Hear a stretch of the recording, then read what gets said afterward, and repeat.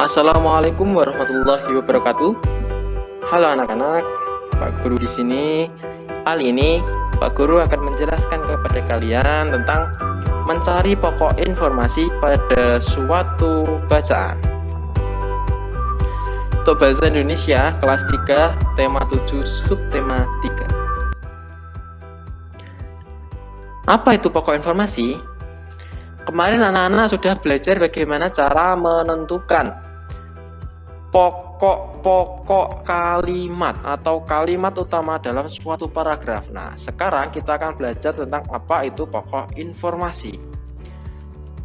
Pokok informasi adalah permasalahan utama yang terdapat dalam sebuah teks, bacaan, atau cerita. Jadi, antara kalimat utama dan pokok informasi itu hampir sama. Atau bisa dikatakan pokok informasi adalah inti atau pokok hal yang dibicarakan suatu bacaan. Nah, sekarang bagaimana cara menentukan pokok informasi itu? Kalau kalimat utama yang kemarin menentukannya adalah dilihat di awal kalimat ataupun di akhir kalimat, yang mana kalimat itu akan dijelaskan pada kalimat-kalimat berikutnya, itu kalimat utama.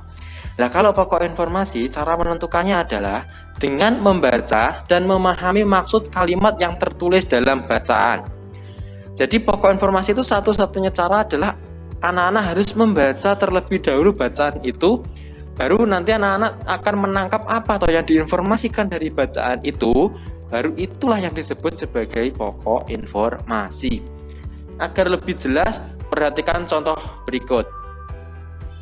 Nih, di sini ada bacaan sejarah penggunaan telepon. Di buku siswa ada.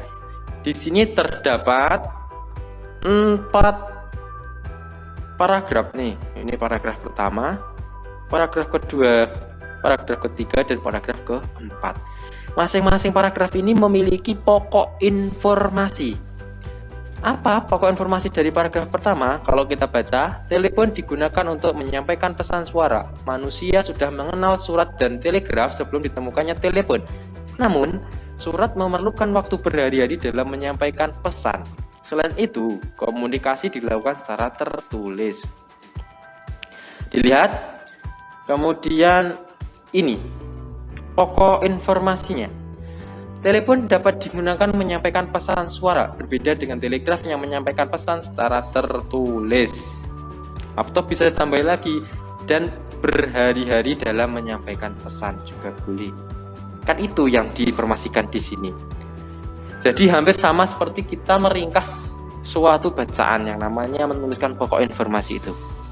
Kemudian untuk paragraf kedua, pokok informasinya adalah telepon diciptakan oleh Alexander Graham Bell pada tahun 1800-an. Karena yang dibahas di situ adalah di paragraf kedua adalah itu. Ya. Kemudian di paragraf ketiga, ini pokok informasinya, dengan adanya satelit, daya jangkauan telepon dapat dilakukan antar negara. Ini pokok informasinya ini. Nah, di paragraf keempat dan terakhir ini pokok informasinya adalah sekarang kita dapat berkomunikasi di mana saja menggunakan telepon genggam atau ponsel.